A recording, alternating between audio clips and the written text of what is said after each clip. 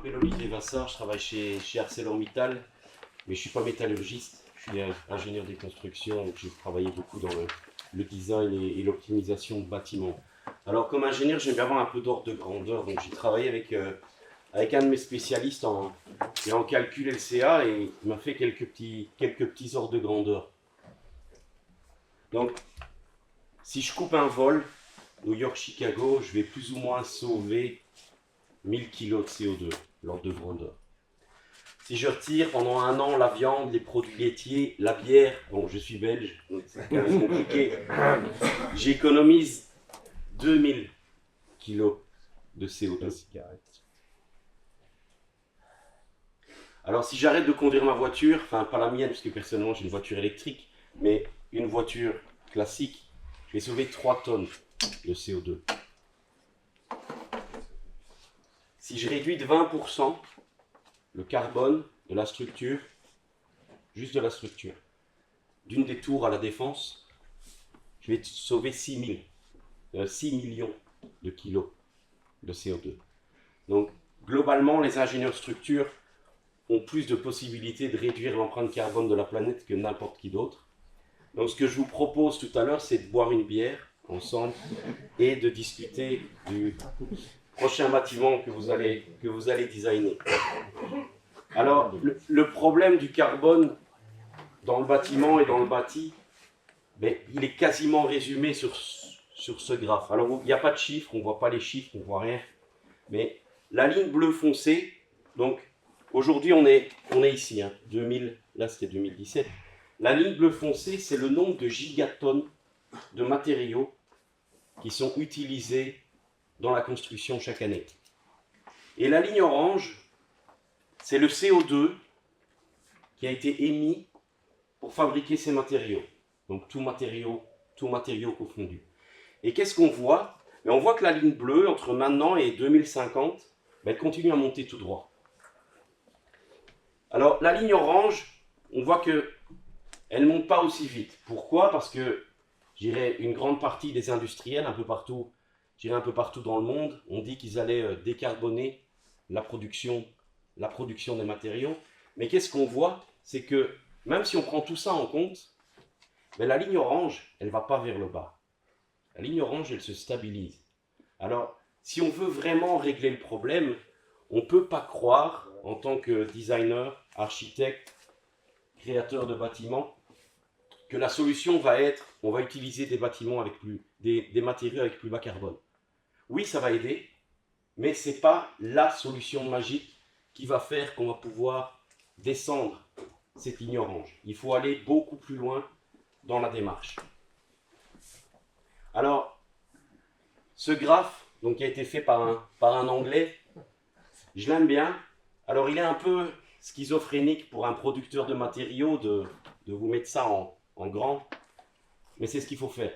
Si on veut atteindre le fait qu'on va réduire drastiquement les émissions CO2 dans le monde de la construction, mais en plus de décarboner les matériaux, il va falloir utiliser moins de matériaux, il va falloir utiliser mieux le matériau. Alors bien sûr, le mieux c'est de ne rien construire, mais ça c'est un peu un rêve éveillé.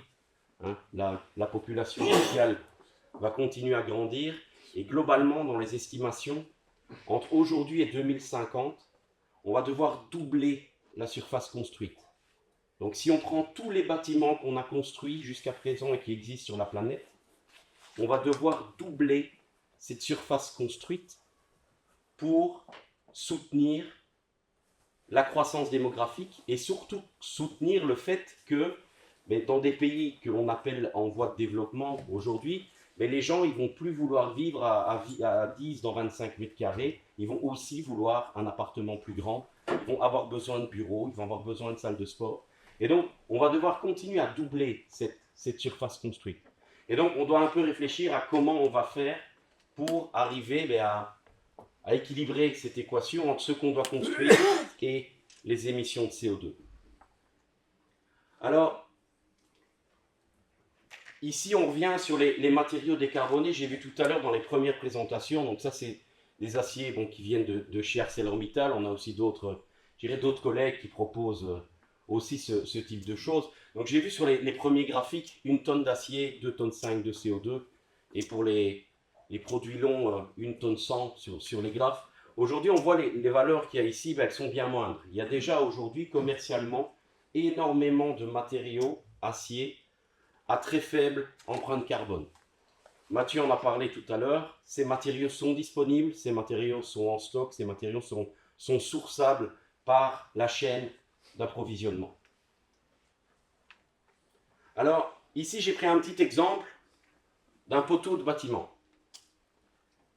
Alors, si on fait simplement une substitution, donc on fait son calcul de poteau, acier de base, S235, et on le substitue simplement avec de l'acier bas carbone, c'est bien, on va réduire le carbone par 40, 50, 60%.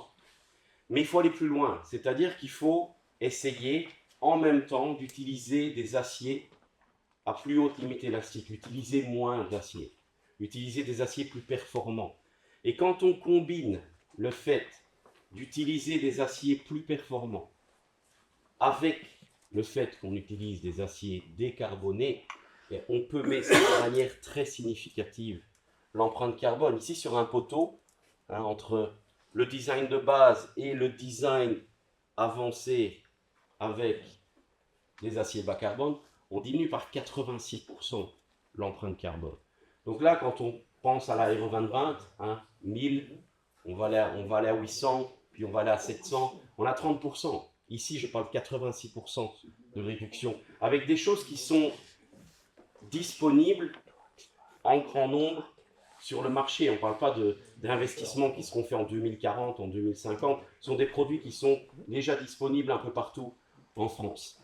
Alors, si je mets à l'échelle d'un bâtiment, ben, c'est plus compliqué. Pourquoi? Parce qu'il y a beaucoup plus, je dirais, il y a beaucoup plus de matériaux différents. Donc ici, bon, béton, j'ai bâtiment classique, design classique en béton coulé en place. Il y a des parties qui sont faites en béton préfab. Et ici, meilleure solution acier. Bon, d'habitude je le fais en anglais, c'est pas ça qu'il est noté. C'est meilleure solution mixte, c'est-à-dire que c'est pas que de l'acier, c'est de l'acier qui est combiné avec d'autres matériaux. Il y a de l'acier, il y a du béton, il y a de l'isolant, il y a du verre. Donc ici, ce calcul-là prend un peu tout en compte, donc les fondations, la structure, l'enveloppe, le système de ventilation, le système d'eau, donc l'entièreté du bâtiment. Vous voyez qu'aujourd'hui, on peut déjà, avec des produits tout à fait commerciaux, diminuer de plus de moitié l'empreinte carbone d'un bâtiment. Alors, si vous avez un chiffre à retenir aujourd'hui, c'est celui-là. Donc, avec ce qui est disponible commercialement aujourd'hui à des coûts tout à fait acceptables pour les différents matériaux, on peut réduire l'empreinte carbone d'un bâtiment de 35 à 55%. Donc, beaucoup de gens, beaucoup de prescripteurs et beaucoup de designers sont, je dirais, un peu effrayés par les objectifs de la RE 2020 hein, qui avancent, qui se rapprochent, qui sont de plus en plus compliqués. Là, on est déjà au-delà de la RE 2020 de 55%, on est déjà bien plus loin que ce qui va être imposé en 2030 ou en 2032. Alors, une chose que je vois régulièrement, et vous le voyez aussi certainement, aujourd'hui on détruit énormément de bâtiments. Et la plupart des bâtiments qu'on détruit, on ne les détruit pas parce qu'ils ont un problème structurel, on les détruit simplement parce qu'ils ne correspondent plus aux demandes du marché, à ce que les utilisateurs veulent. Donc ce bâtiment n'a rien. Ce bâtiment pourrait rester encore des décennies sur le marché, mais on les démolit. Et je ne parle pas simplement de bâtiments industriels, de petits bâtiments. Ici, les 2 tours hein, qui ont été démolies, elles ont été démolies en 2023, après juste 36 ans. Alors pourquoi elles ont été démolies? Parce qu'en fait, elles n'étaient pas du tout flexibles à l'intérieur. Donc, il n'y avait pas moyen de rénover la façade, il n'y avait pas moyen de dépluguer la façade, il n'y avait pas moyen d'arranger l'intérieur du bâtiment. Donc, quand vous concevez des bâtiments, la première chose, c'est séparer les fonctions. Séparer la fonction de stabilité et structure du bâtiment avec la fonction d'enveloppe. Comme ça, si dans 30 ans, l'isolation elle est plus suffisante, la façade faut la changer, ben on sait enlever la façade, mettre une nouvelle. Essayez dans les bâtiments de ne pas avoir de notion de mur porteur. C'est quelque chose que les architectes dessinent régulièrement, c'est des murs. Un bâtiment, il ne faut pas de mur. Parce qu'un mur va empêcher le fait qu'on peut adapter ce bâtiment. Essayez de mettre le moins de poteaux possible, ce qui va permettre de pouvoir arranger l'intérieur du bâtiment de la manière la plus versatile possible, transformer des salles de réunion en bureaux, transformer des bureaux en open space, après le Covid, retransformer des open space en bureaux. Des bureaux à logement. Voilà, donc il y a beaucoup de choses qui peuvent être faites. Alors j'ai mis quand même une petite photo du futur siège du groupe ArcelorMittal à Luxembourg. Là, on était très très loin dans cette, dans ce design pour la flexibilité. Donc, le bâtiment, c'est un pentagone avec un pentagone atrium au milieu. Et entre les deux faces du pentagone, donc la façade, externe et la façade interne dans le pentagone, on a 18 mètres. Il n'y a pas de poteau. Donc, on a un plateau complet de 18 mètres de portée qui va pouvoir être aménagé comme on veut. On va pouvoir le découper, on va pouvoir le découper comme on veut. Alors je ne dis pas qu'il faut dessiner tous les bâtiments avec 18 mètres de portée.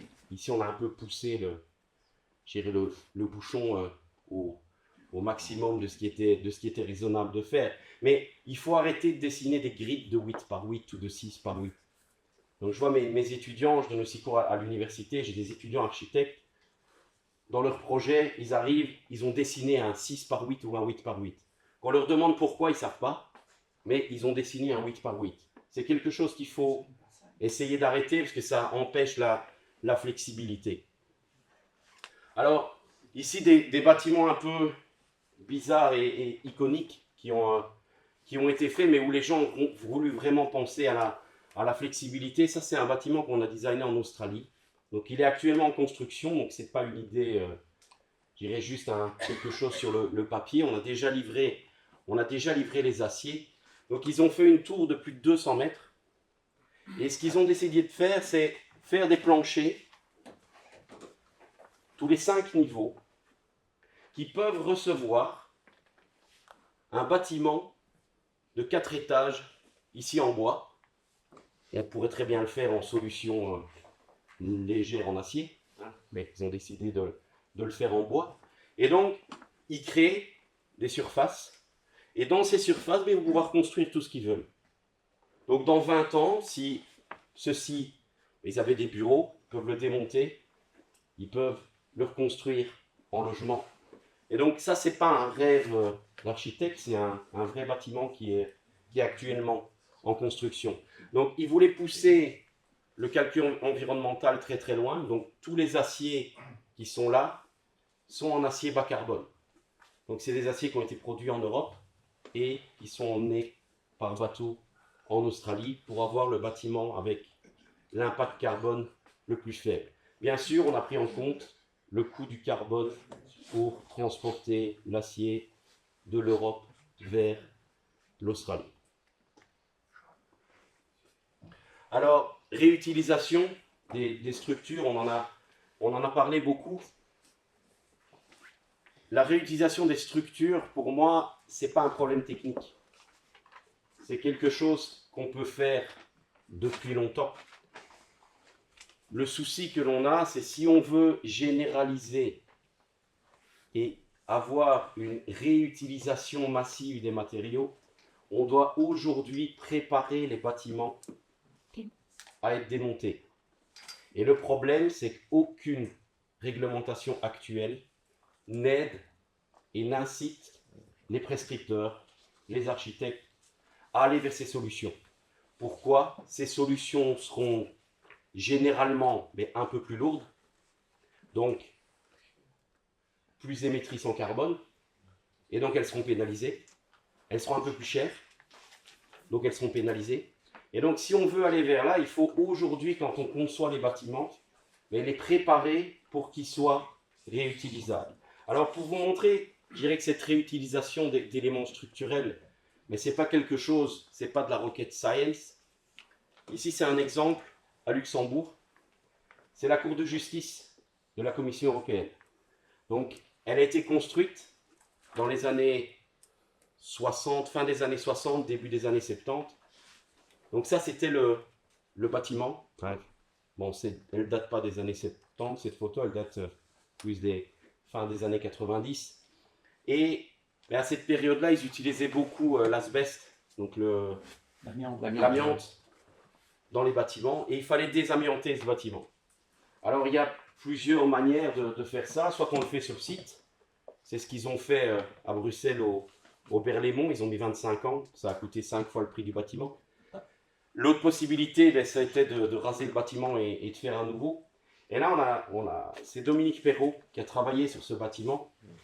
Et l'idée a été de démonter le bâtiment. Donc, ils ont entièrement désossé la façade, désossé la structure métallique. Ils ont envoyé la structure métallique dans un centre de traitement pour retirer l'amiante. Et ensuite, ils ont réutilisé les profilés métalliques pour refaire le nouveau bâtiment. Donc on voit ici durant la démolition et le démontage, ici après traitement et reconstruction. Et alors si vous regardez ici la petite entrée du bâtiment, ben, la nouvelle entrée du bâtiment c'est ça. Ah oui. Et donc l'architecture, elle a changé. Il n'a pas repris, je dirais, le bâtiment des années 60 et refaire un copy-paste. Non, il a utilisé les éléments de l'ancien bâtiment pour redessiner un nouveau bâtiment. Donc la réutilisation, c'est pas toujours du copier-coller. On peut, ben, lorsqu'on a les matériaux, lorsqu'on réfléchit et qu'on va un petit peu plus loin, ben, on peut faire des choses qui sont totalement modernes et totalement nouvelles. Donc le problème n'est pas technique, le problème est d'arriver à trouver le bon maître d'ouvrage et le bon architecte qui veut aller dans cette direction. Voilà, je vous remercie pour votre attention. Merci.